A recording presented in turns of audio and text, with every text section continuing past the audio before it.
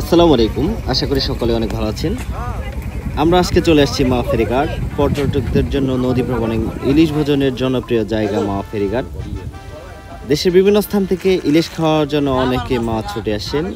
এখানে মাছের রাজা ইলিশ ছাড়াও বাহারি প্রজাতির মাছ পাওয়া যায়। ঢাকার কাছে অবস্থান হওয়ায় একদিনেই ঘুরে আসতে পারবেন মাওয়া থেকে। তো একদিনের কোনো ট্যুরের প্ল্যান থাকলে আপনারা অবশ্যই মাওয়া যেতে পারেন। এখানে রয়েছে বিভিন্ন রকম দোকান, তারপর বিভিন্ন খেলনা সামগ্রীর দোকান, আসবাবপত্র ইত্যাদি ইত্যাদি পাওয়া যায়। আপনার ঘর সাজানোর জন্য অনেক কিছু এখান থেকে নিতে পারবেন। ঝিনুকের শামুকের সম্ভবত এইগুলা। তাছাড়া অনেক জুয়েলার্স এখানে পেয়ে যাবেন মেয়েদের জন্য। মেয়েরা যারা শামুকের জিনিসপত্র পছন্দ করেন তারা এখান থেকে সেগুলো নিতে পারবেন। এছাড়াও রয়েছে বাচ্চাদের জন্য খেলনা।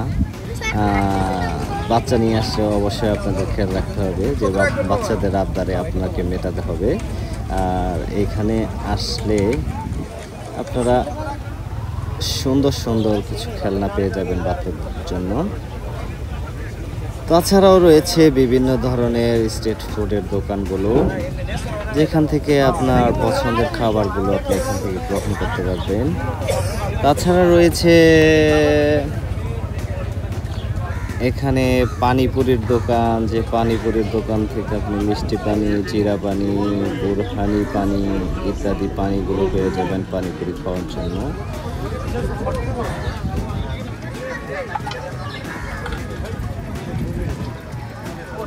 আর মাওয়া ঘাটে রয়েছে সব খাবার হোটেল। সব হোটেলে আপনি ইলিশ ভাজা খাওয়ার জন্য পেয়ে যাবেন। আপনি চাইলে নিজেও দেখে শুনে নিয়ে ভেজে নিতে পারেন। দূর থেকে আমরা একটি পদ্মা সেতুর ভিউ নিয়েছি।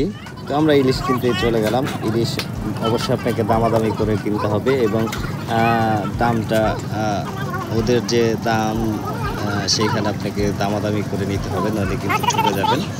তো অবশ্যই আপনাকে দামাদামি করে ইলিশ কিনতে হবে। তো আমরা আমাদের ইলিশটি নিয়ে তারপর কাটাকাটি করছি। কাটাকাটির পরে মশলা মাখানি হলো। এবং এছাড়া এখানে আরও কিছু ভালো ভালো রেস্টুরেন্ট আছে।